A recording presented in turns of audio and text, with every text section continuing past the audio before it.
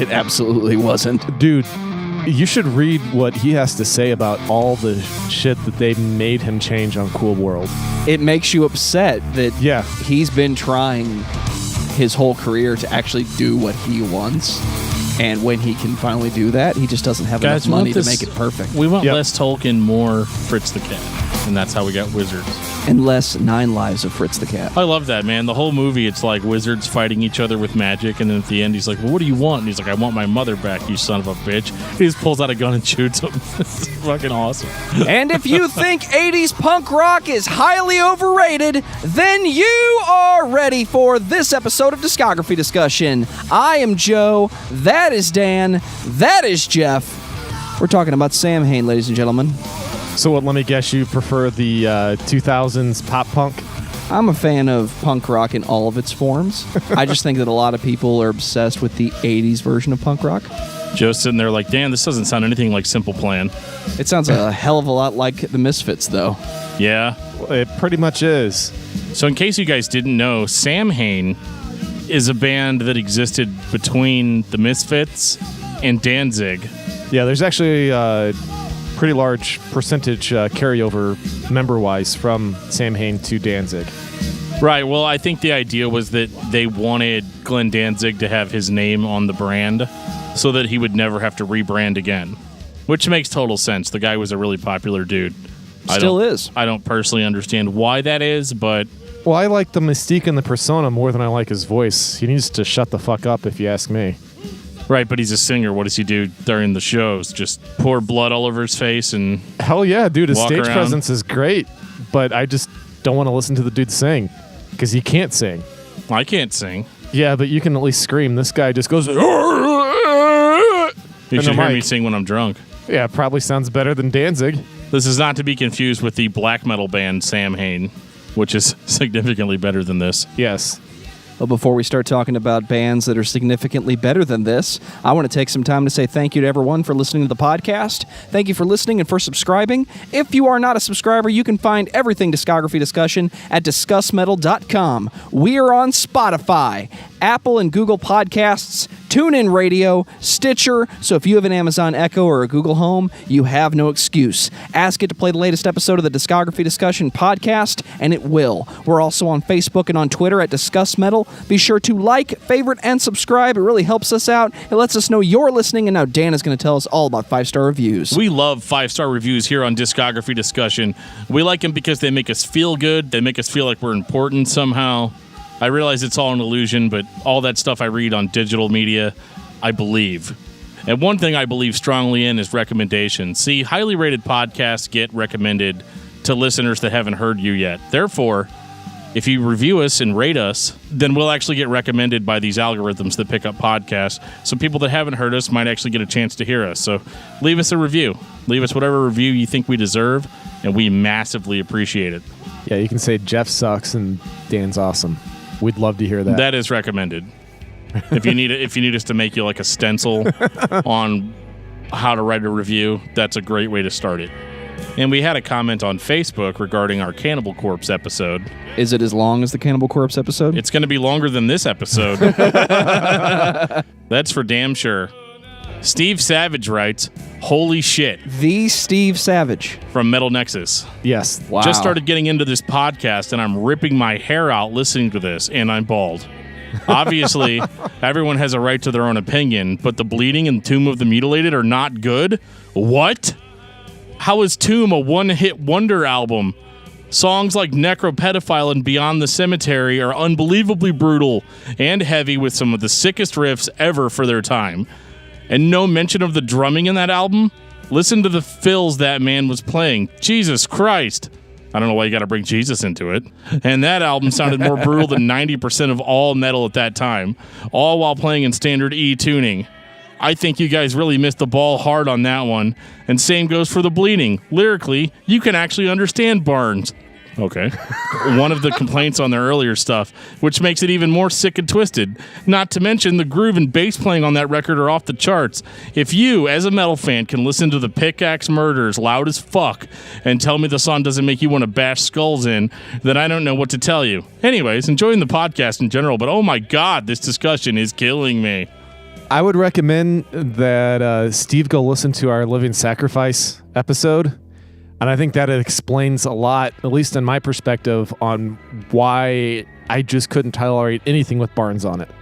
Well, I think that nostalgia plays a large part in people's appreciation of Cannibal Corpse. Oh, yeah. Well, it's the same thing with early Living Sacrifice, too. And I talked to Steve privately after this. I think it's nostalgia talking, number one.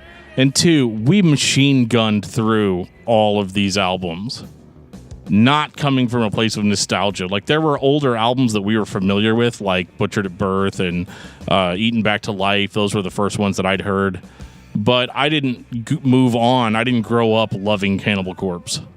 So a lot of it was new to me, especially the later stuff.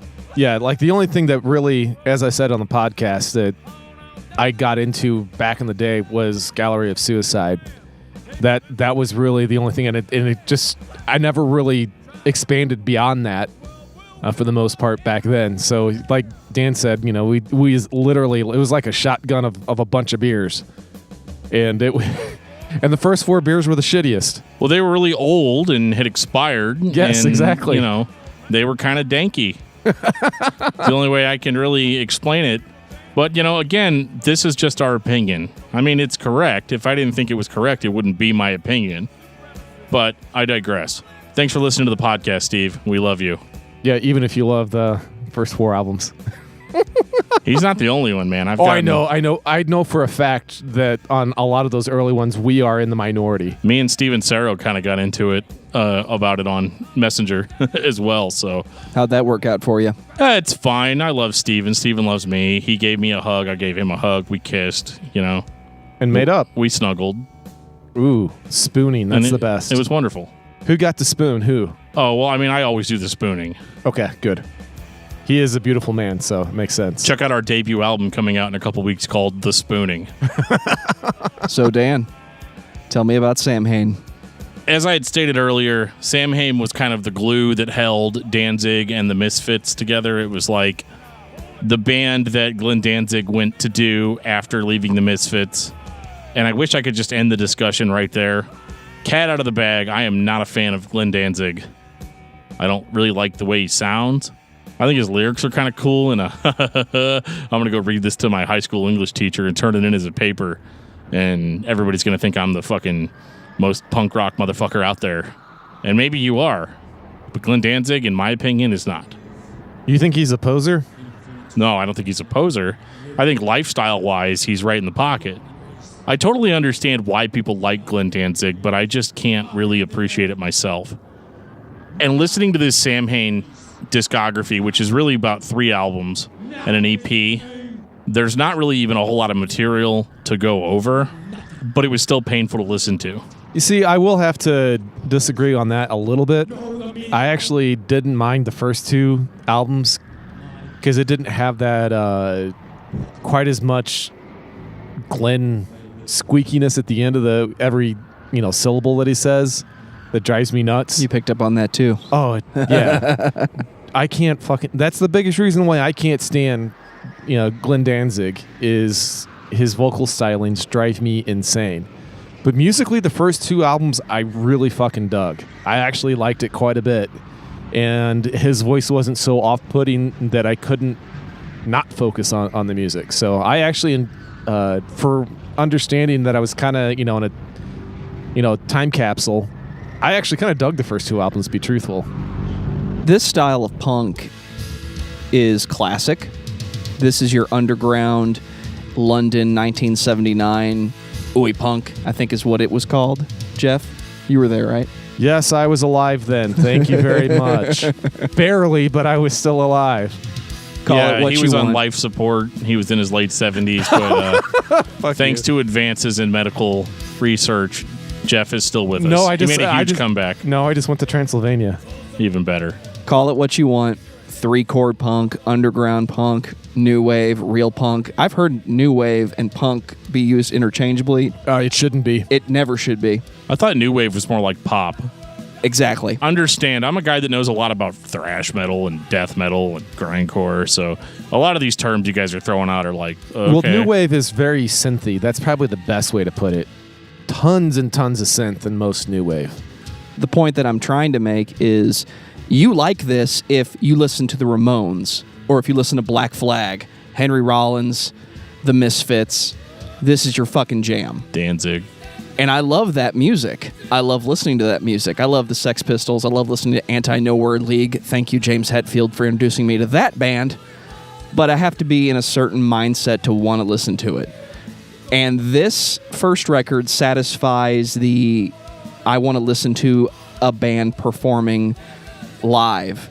And yes, I know they're recording in a studio. The drums sound like they were recorded in a decent sound room with a little bit of reverb thrown on. It was the 80s. But you can clearly tell that Glenn is just singing into a microphone.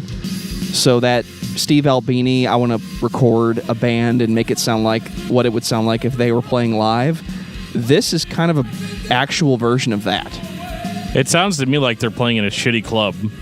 I wish I was at that shitty club because I think I'd be having a hell of a good time. I don't know if I would or not. It would depend on how much I drank. Well, I'm telling you, like, his stage presence would change your mind. It's one of those kind of things. We've talked about that before. Like, you see somebody live, and it will change your opinion.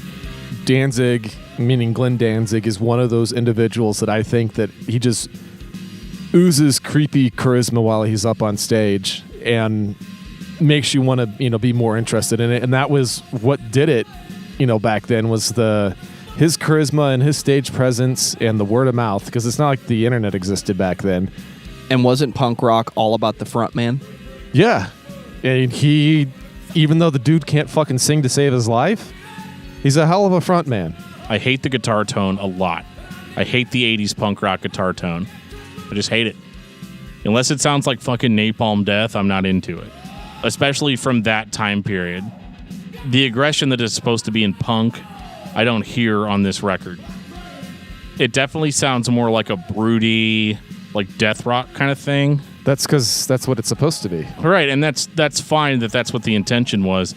But I'm just not into it, and I'm not feeling it. Like, I like listening to evil-sounding bands, but more in like a Mayhem Chainsaw Guts fuck kind of way. And that was not this. And so this is a classic case of me wanting this to be something that it is not. And I know intellectually that that's not a good approach to have, but I can't change how I feel about it.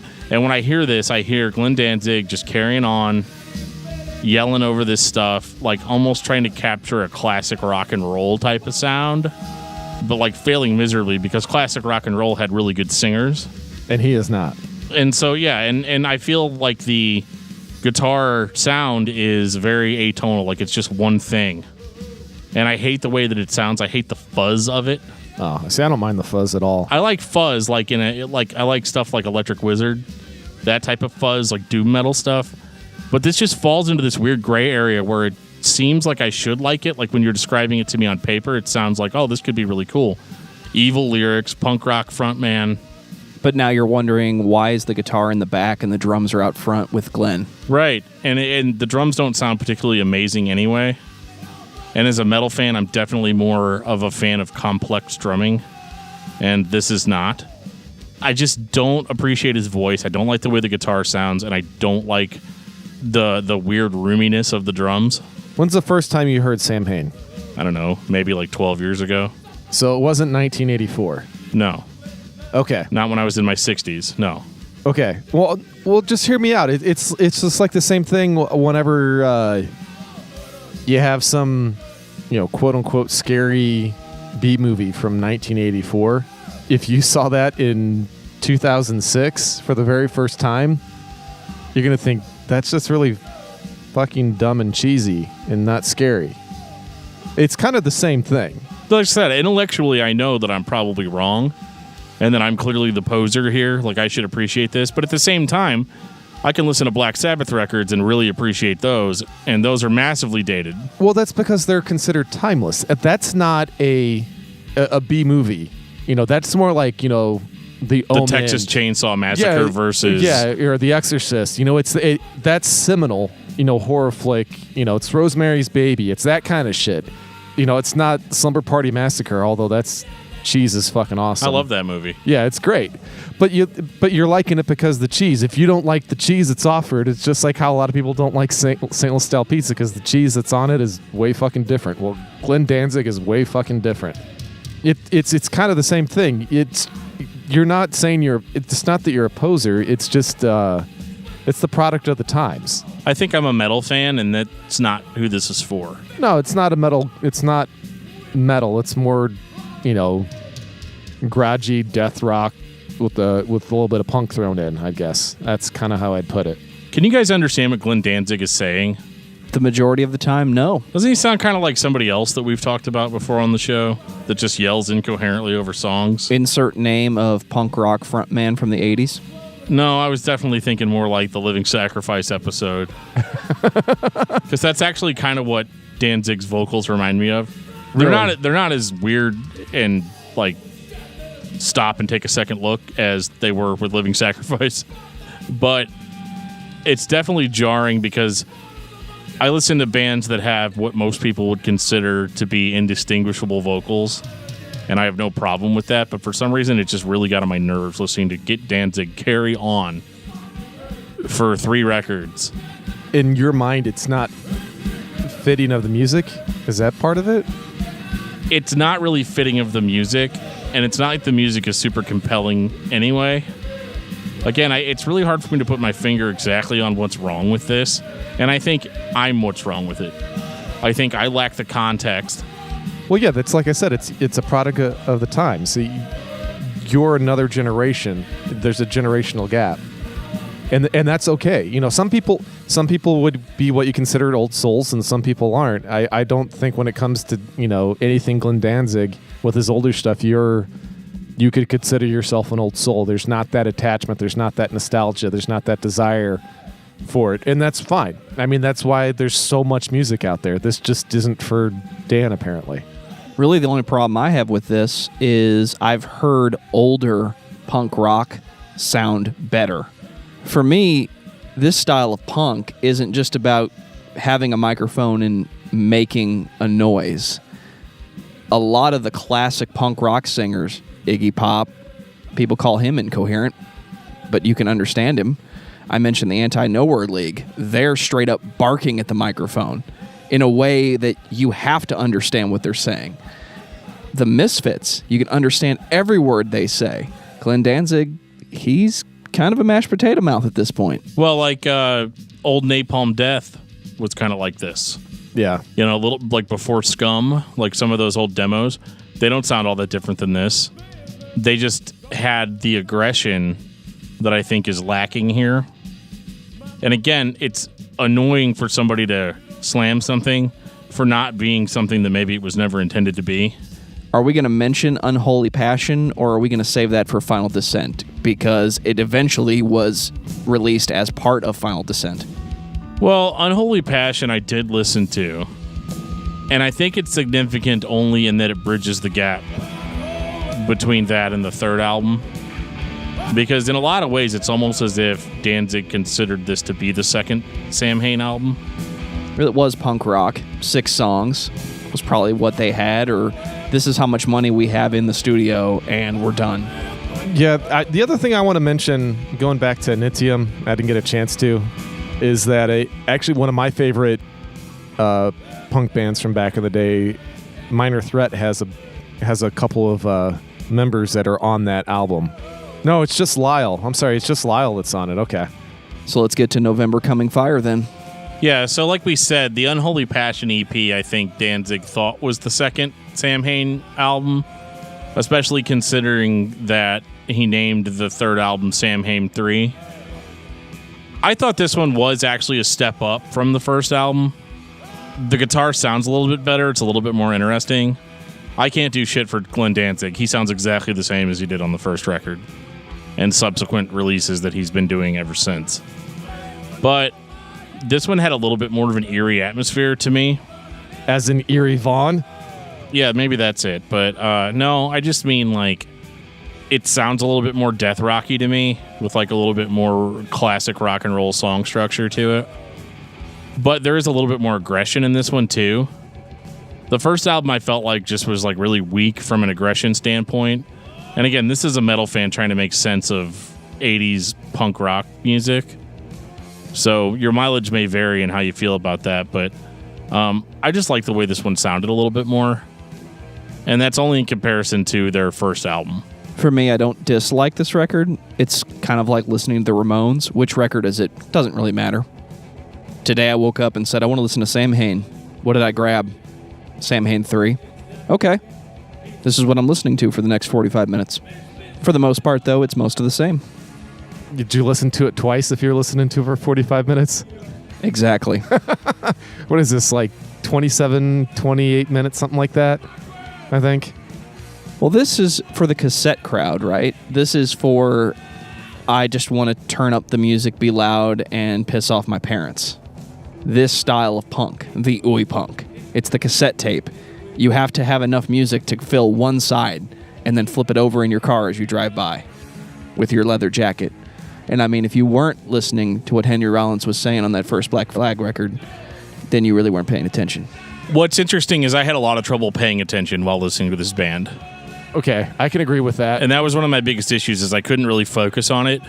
And the annoying part about that is that I was in a car for an hour and a half to a job that was out of state, not out of state, but out of town.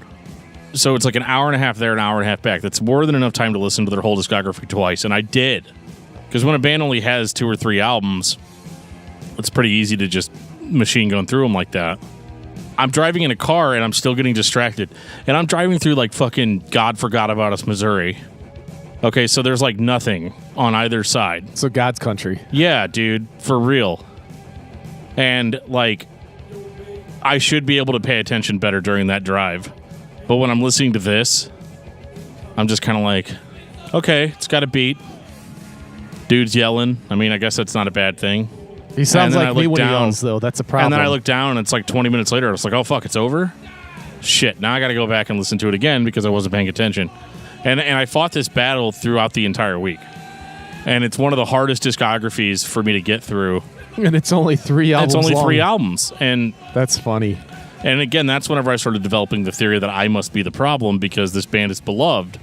But it's, again, one of those situations where it's the image of the band more than what the band is actually able to produce. Image over substance in this instance. I don't know. There's a lot of people that would argue against that, actually. Oh, I'm sure there's going to be negative comments like, Dan doesn't get it. He's a piece of shit. Well, musically, I like it, you know. And there's Danzig's not being as Danzig-y as he can be as he is on the third album, I would say. Well, even though this is Samhain 3. But you get what I'm getting at. It's not so off-putting. Going to change here shortly. What's off-putting about Final Descent, then? That little squeaky thing he does with this voice at the end of every syllable, it just drives me nuts. Final Descent sounds more off-putting to me overall as a record. Oh, because it is. That little vocal tick is a big part of it. But I felt like this sounded even more fucking thin than the other 2 releases. Because it is. I think this is by far the worst of the 3. It's like biting into a fucking air wafer, you know, like you crunch into it, but it's like all air. There's like no cracker there. Or flavor. I don't know who this is for. It's not from me, I'll tell you that. Because this was released in, what, 1990? Yes. And then re-released in 2001 with the Unholy Passion EP as one thing. Right, I mean, this is almost more of a demo than it is an album. The only real comparison I can make, though, to anything is Glenn Danzig must have woke up and decided he wanted to be the Doors. Well, this was released after Danzig was already a thing. Like, I know they're like old recordings or whatever, but it wasn't like a chronological thing. Like, they did, you know, the first album all the way through Samhain 3, and then he created Danzig, went on with that band, and then this thing gets shit out in 1990. Like, this had to have been released just to fulfill a contract with somebody. There's almost no energy here. The energy is gone. Well, I don't know. I don't think it was, because I think this was still on Plan 9, which is Danzig's own label, I believe. He's definitely in outer space. Plan, not Planet. Geoff didn't get the joke, Dan. Plan 9 from outer space. Nope. I'm a little tired today, so Ed Wood. It's all good, man. It's all good. This is hard I've to never listen seen to. Ed Wood. The band's We'll not talk wowing later. me with their amazing solos or guitar licks. They're not overly energetic on this record. And so it's really weird whenever I hear people like James Hetfield from Metallica be like, oh yeah, man, Samhain. It's great shit. It's like, really? Did you mean to say Venom? Because I just don't hear it on this. This is like a loungy version of the first two records. He wants to be the Doors. Yeah, it's like a lounge singer. Yeah, well, and he thinks that he's like doing a really cool job. Like I would love to hear the inside of Danzig's brain when he's singing these songs, like what he actually awesome. yeah, like what he actually thinks he sounds like, because we never sound how we actually hear ourselves. Yeah, because I probably think I sound metal as fuck, and I'm just like a little bitch. Well, yeah, I mean we've talked about that extensively on the podcast, but that's okay. Like Joe said, I don't know who this is for. It's definitely not for me. It's not my thing.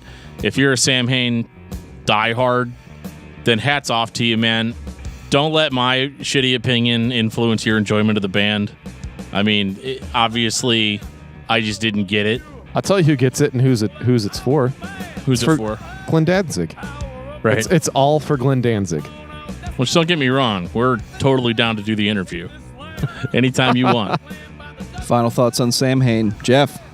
I just want to interview Glenn Danzig's chin. I don't know about the rest of y'all. There you go. Does he need to be wearing corpse paint while you do it? Nope. It's impressive enough on its own. Skin, chin, or nothing. Dan, what about you? I think if you're into like horror punk, which I know this was supposed to be not that, like, because that's what the Misfits were supposed to be. But I think if you're into punk rock, you're into death rock and stuff. I mean, in 2018, you've got so many better options. And I would recommend anybody that's a fan of this kind of music to really check out some like really cool doom metal bands, because I think they give off the same vibe, but just sound better overall. Our listener Daniel recommended this band. Daniel, not you, Dan. Different Clearly, guy named Dan. I would not have recommended this band. I want to hear what is nostalgic about this band that makes you want to listen to them. For me, I didn't grow up listening to Samhain, and when I listen to horror punk, I think of the Misfits. Even though he was in that band for one record, what they do and have done pretty much since he wasn't in the band is better than what he was doing in 1990 with Samhain. I haven't listened to all of Danzig, and I can't say that I'm planning on doing that anytime soon. But for this style of punk, there are better options.